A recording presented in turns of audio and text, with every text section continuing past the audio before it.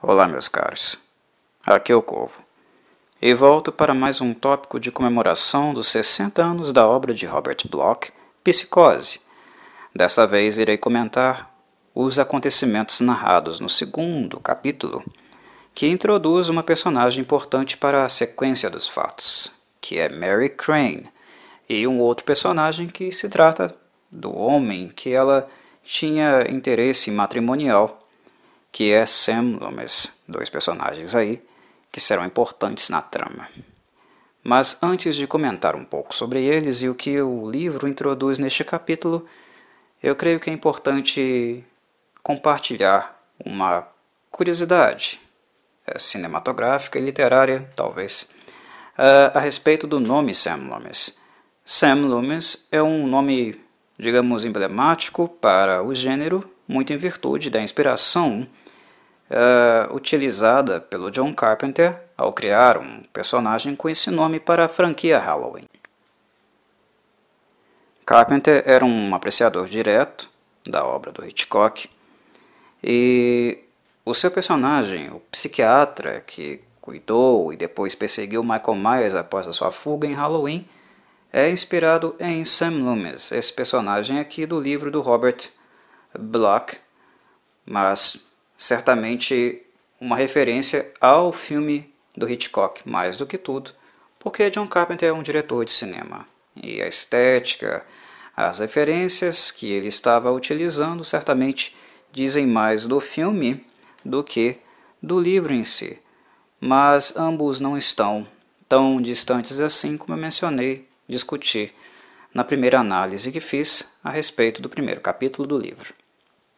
Mas falemos um pouco então sobre as personagens introduzidas aqui. Mary Crane é um personagem que é importante para a narrativa, importante para a obra, principalmente nesses capítulos a seguir, neste e mais alguns. O Sam Loomis certamente também será. Mas em relação a Mary Crane, nós temos uma mulher chegando já à casa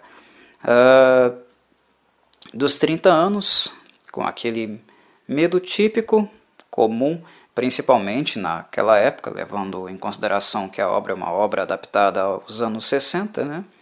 De uma mulher que está ficando para a titia, de uma mulher que ainda não casou, que ainda não conseguiu realizar-se segundo as necessidades individuais, ou mesmo necessidades não tão individuais assim, mas aquelas que são exigidas devido a uma cultura e estrutura social, né? Casar, ter filhos, aquela idealização, né? Aqueles planos de vida ideal muito comumente difundidos pela sociedade.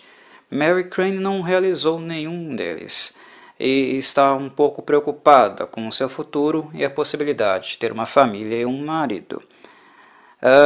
E acompanhá-la nesse capítulo, nesse trecho da obra, é como também entrar em contraste, né, em contato com as várias sequências de desafortunamentos que ocorreram, né, que levaram Mary Crane a não realizar algumas coisas que ela desejava e demandavam dela de forma natural. E isso começou justamente quando o seu pai morre abruptamente. Ele, como era um pilar financeiro da família dela, acabou deixando essa responsabilidade em suas costas, visto que ela tinha uma mãe também doente, que ficou muito tempo, né, de cama, e uma irmã bastante jovem e que não tinha a possibilidade ainda de se ingressar e trabalhar e se manter. Então Mary Crane, ela herdou muito cedo, né, ainda mocinha, né, no final da adolescência, essa responsabilidade de ser a estrutura, o pilar financeiro de uma casa de 3 mulheres, onde uma delas era muito doente, né. Isso fez com que ela não pudesse ingressar também num colégio, estudar, né, ter uma educação melhor, para talvez, né, porque é apenas uma possibilidade, nunca é uma certeza, conseguir um trabalho melhor futuramente, uma renda melhor para ajudar a sua própria família. ela começou a ter que trabalhar com trabalhos mais laboris, né, mais complicados, que certamente não remuneram tão bem, né, e a cuidar então da sua mãe e da sua irmã. Por muito tempo ela conseguiu oferecer à irmã dela algo que ela não podia para si própria, que era justamente os estudos, e também cuidou bastante da mãe. Só que em um momento determinado da narrativa, né, da linha histórica, a mãe dela também falece, o que ainda derruba, né, ainda mais a personagem de Mary Crane. Ficaram apenas ela e a irmã, e ela teve que também se debruçar, dar um jeitinho para a irmã, agora um pouco mais velha, conseguir um emprego também e assim ajudar na estrutura da casa. Mary acabou indo trabalhar em um ambiente bastante complicado para uma mulher na situação dela.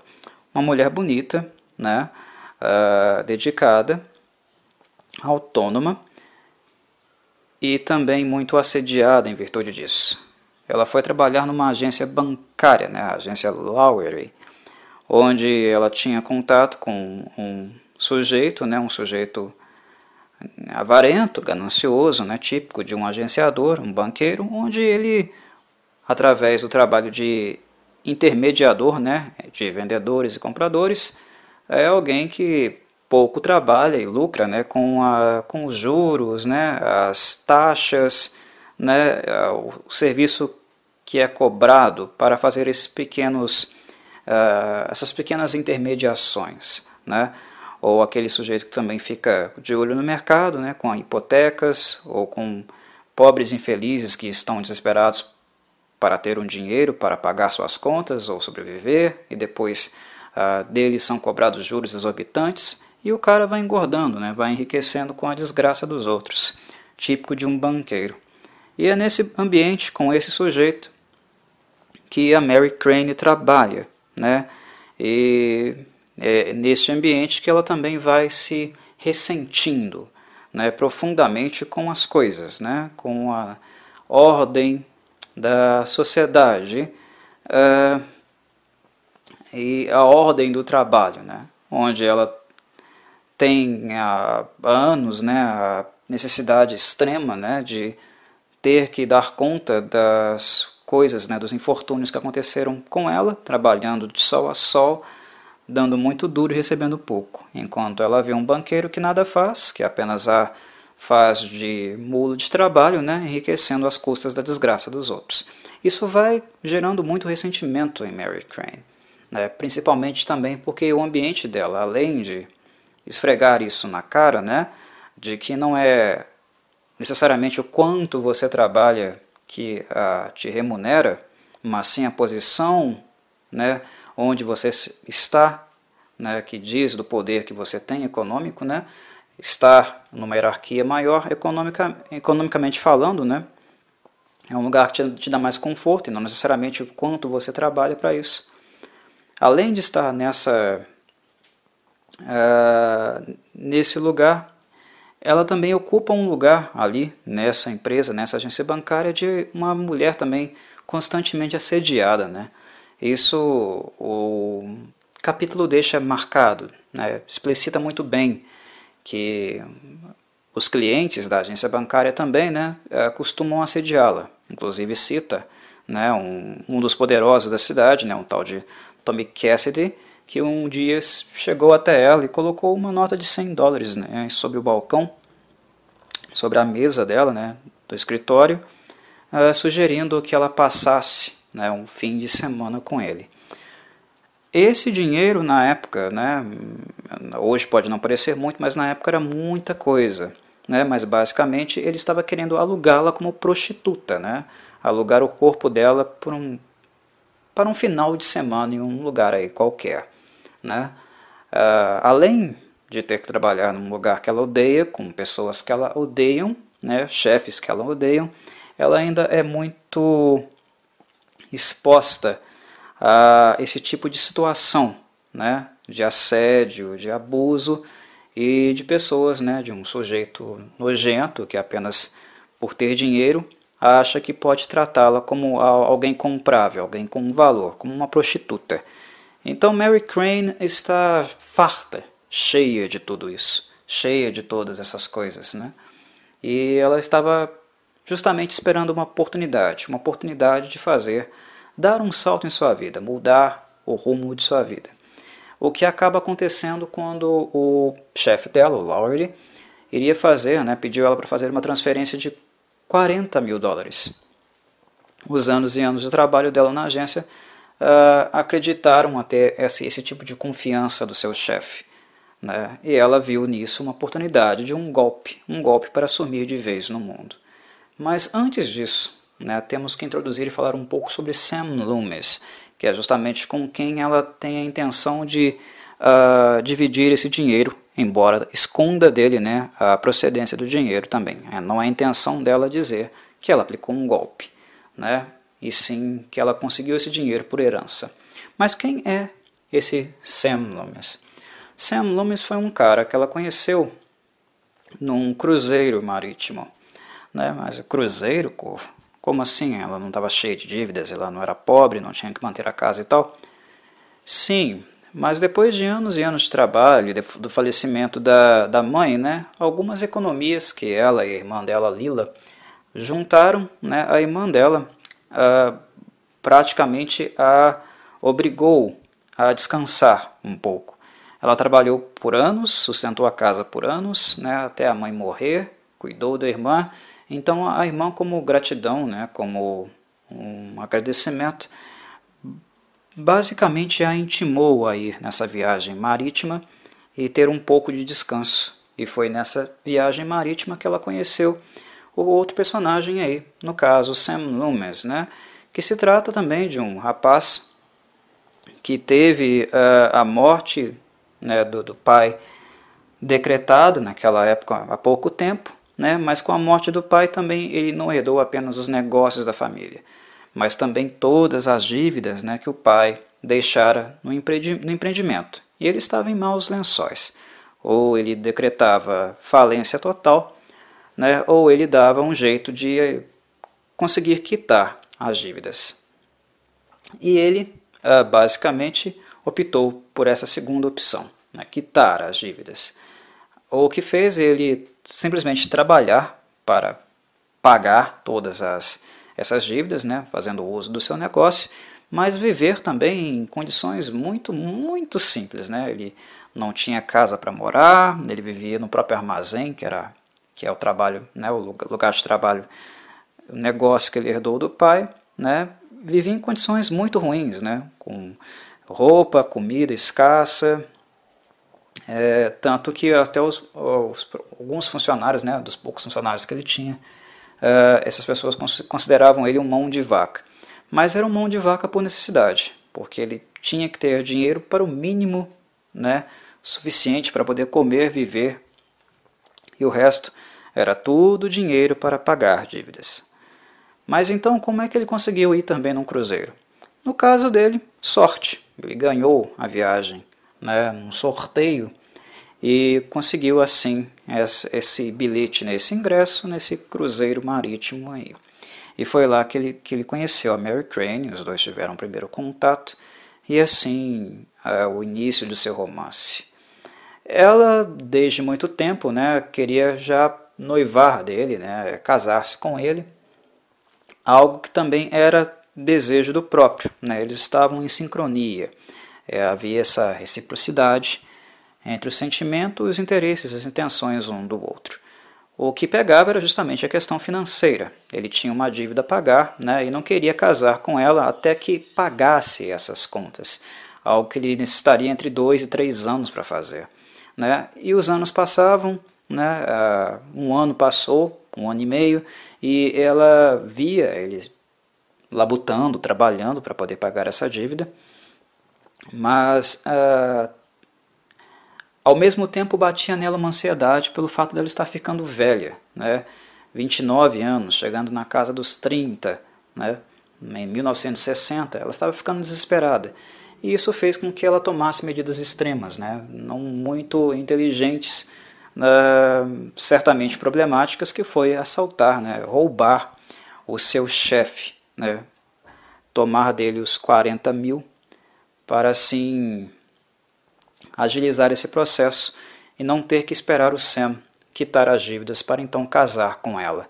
Ela queria o certo, né, para o aqui e o agora, ao invés do incerto daqui a 2 anos, né, correr o risco talvez de não casar-se com ele ou alguma coisa dar errada no meio do caminho, como já havia acontecido com o amor de menina dela, né, de adolescência dela, né, que acabou trocando ela por uma outra mulher quando ele ingressou no exército, né, enviava cartas, falava dessa mulher, dessa outra moça que ele conheceu, e de repente parou de enviar mais cartas para ela e sumiu com essa outra menina, casou com ela. Ela não queria mais correr esses riscos, né? Ela estava um pouco desesperada para sair daquela vida que ela levava e casar com o Sam.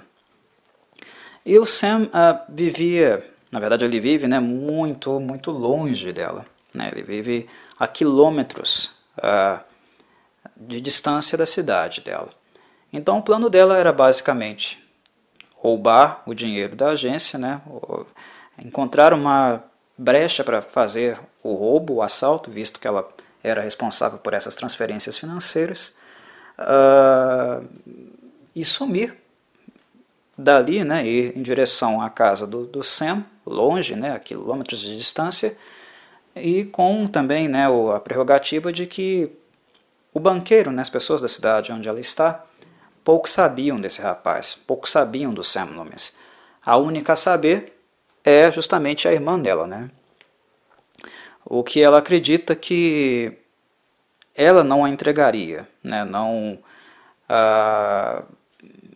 daria com a língua nos dentes, né? Que ela poderia estar com ele. Ela não avisou a irmã que faria isso, até porque se ela avisasse, falasse com a irmã, ela tentaria impedir, certamente, né? Mas ela também acreditava que a irmã, ao juntar, né, os dados, né, colocar os pingos nos is, saberia que ela estaria com o Sam, mas não a entregaria para os demais. E o chefe dela, as pessoas na cidade, nenhuma dessas pessoas conhecia o Sam Loomis. Então a ideia dela era sacar o dinheiro, ir em direção a ele, contar a ele uma mentira, né, informar que ela recebeu tal dinheiro por uma herança, né, uma herança que ela deveria ter recebido de algum parente ou algo assim, inventar uma mentira nesse sentido. E quando fossem procurar por ela, ela já estaria casada com ele, não seria mais Mary Crane, né, mas seria a senhora Loomis, Sam Loomis. Mudar de nome, né, usar um nome de casada a uma cidade a quilômetros de distância, né, em um outro estado muito distante, né, lá em 1960, significava certamente, né, uma possibilidade de difícil rastreamento. Não era tão fácil assim encontrar uma pessoa, que inclusive, né, ela tomou algumas precauções, né, ao vender o carro dela, comprar um outro carro novo, no meio do caminho fazer um novo negócio, trocar um outro carro por um outro carro mais módico. E antes de chegar na casa do Sam, né, a ideia dela era vender esse último carro para assim acobertar o rastro dela e para onde ela de fato foi. Então ela tinha tudo planejado para dar cabo à carta de alforria dela, dessa vida miserável que ela considera ter, e finalmente casar, né, ter a possibilidade de construir uma família com um homem que ela deseja. Só que acontece um pequeno, né, imprevisto no meio do caminho, né, que é o fato dela estar trafegando de carro, né, nesse carro dela por uma estrada extremamente chuvosa, o tempo está horrível, né, e o fato da pouca visibilidade, né, tê-la feito errar o caminho, errar a rota. Ela acabou tomando uma estrada que era uma estrada antiga, né, que acabou se tornando, né, uma rota de desvio da rota principal, de uma estrada principal que foi construída em seu lugar. E que é justamente a rota de desvio, né, onde dá para uma área pouco movimentada, né, não tão movimentada como no passado, que é justamente onde está, né, o hotel dos Bates, né, a mansão dos Bates, e com o hotel lá para alugar os quartos. Visto que ela errou o caminho, que ela levaria mais tempo para chegar no destino adequado e que chovia intensamente, algo que também traz problemas, né, perigos na estrada, e a aparência dela também, que era um ponto mais preocupante na narrativa, que ela informa, né, o fato dela estar cansada, totalmente destruída, a aparência dela não ser uma aparência muito apresentável, ela acredita que certamente necessitaria, né, de um leito, de dormir um pouco, descansar um pouco, até para que isso não causasse uma certa suspeita por parte do Sam Loomis do que ela havia feito, né? Ela teria que dissimular, teria que chegar até o destino, chegar até o Sam e fingir, né, que ganhou uma herança, que estava super feliz, e para que isso fosse algo coeso, né, algo, uma boa dissimulação, né, que ela conseguisse enganá-lo, ela não poderia estar com uma expressão cansada, destruída, mas alguém que aparenta, né, uma certa revitalização, uma extrema felicidade, ou seja, enganá-lo de fato. Então ela achou, né, por bem, para sair dessa chuva maldita, intensa, e para dar uma melhorada no seu visual, né, no seu estado de espírito e físico, parar para descansar. E assim, né, ela acaba, também pelo erro, né, da rota, da estrada, chegando até ao Motel Bates. Ela encontra, né, o letreiro do motel desligado, mas percebe que a luz da mansão, né, da casa dos proprietários, estava acesa, né? Havia alguém ainda desperto, alguém ainda na ativa, e acreditou que se insistisse um pouquinho, fosse até a mansão e pedisse aos proprietários para alugar um quarto para ela, ela conseguiria assim descansar e ficar por ali. E é assim que o primeiro capítulo se encontra com o segundo, né? Cada capítulo apresenta ocorrências que basicamente se acontecem ao mesmo tempo, mas usando uma perspectiva, né, diferente. O primeiro capítulo nós vemos momentos semelhantes a estes aqui do segundo, mas sendo retratados na perspectiva do Norman Bates. Aqui no segundo nós vemos a mesma linha temporal, né, mas na ótica, né, nas percepções dessa outra personagem aí, que é a Mary Crane. E assim, o segundo capítulo termina, e eu termino aqui a minha fala. Um abraço, meus caros, até a próxima.